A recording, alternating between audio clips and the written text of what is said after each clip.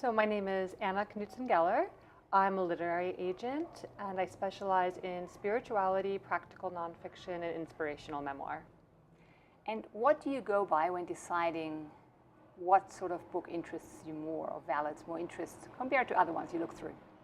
Well, because my specialty is primarily nonfiction, I am of course looking for outstanding writing, a sense of storytelling that grips me from the first page, a real authority over the subject matter, but I'm also looking at the author's platform. So I'm looking at what they've done to lay the groundwork for getting their message out to an audience. So I'm looking at whether they blog, whether they send a newsletter, what their social media presence is like. And so I'm looking for someone who is not only able to write, but is able to amplify that message out to a wider readership.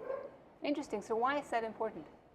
It's important because there are so many books published every year that unless your idea is so novel and compelling that it really will speak for itself and draw an audience to it, more and more publishers are really looking for an author who has laid that groundwork of getting a built-in readership even before the book comes into the world. So marketing by now is not just the publisher's job, but actually you are looking for people who have already made it their own job.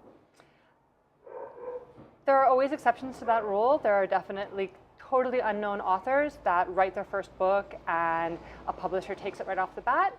But I think what's more likely is seeing somebody who the book is a step further along the path than step one. They've been putting themselves out there, be it writing online, submitting to online publications, literary journals, building that readership in advance of writing the book. And it just makes it easier for me as an agent to get a publisher's attention. And do you usually look for complete manuscripts, or what do people have to send to be considered by you? That's a great question. I think if you're submitting fiction, you really want to have the full manuscript completed. And if you're working in nonfiction, often I'll submit on what's called a proposal.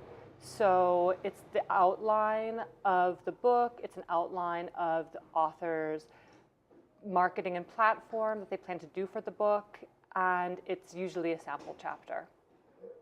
And what is the one thing that people could do to really grab your attention?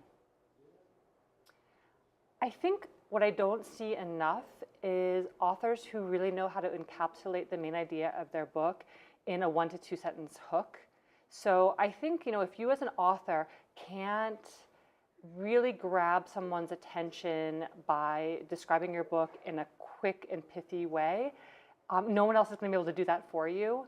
So a publisher's not going to have a sense of what your book is about if you can't encapsulate it quickly. So I think if you find yourself as an author unable to do what we call in the business the elevator pitch, then I'll have trouble as an agent getting a sense of what your book really is and who the readership for it is. So I would encourage writers to get a clear sense of that in advance to pitching to an agent.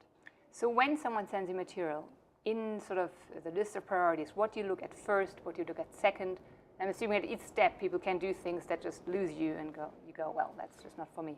Yeah, and I think because I work in nonfiction, the material I see needs to be idea-driven. So I'm first drawn to the idea. So many times, I'll say, okay, that's been done before. It's been done before by experts in that field, and it will be really hard to carve out space for that in an already glutted market. But if the idea really speaks to me and is really strong, and I think, I've never seen that done before as a book, that's what grabs me.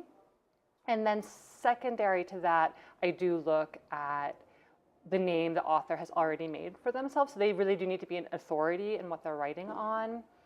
They need to have, as I said, laid that groundwork. So it's very, very, very hard for an unknown author to break out if they haven't established any sort of pre-existing platform. And in terms of formatting, is there some sort of professional sense of submitting something where you can already go, well, this person just, it might be a nice idea, but they don't seem to know what they're doing. So in terms of when people really want to get started and want to get those basics right, What goes into submitting the right format of work to you? Well, in terms of format, first of all, I should mention that I'm teaching a 3-hour intensive on proposal writing. So if somebody isn't clear about how to write a proposal, they can come to that 3-hour intensive. I would say that I really look for a good cover letter, and in these days that means a cover email. So something like using my name in the email and not saying "Dear Agent." Maybe showing that you've done your homework in advance and saying something about my agency and why you think we'd be a good fit.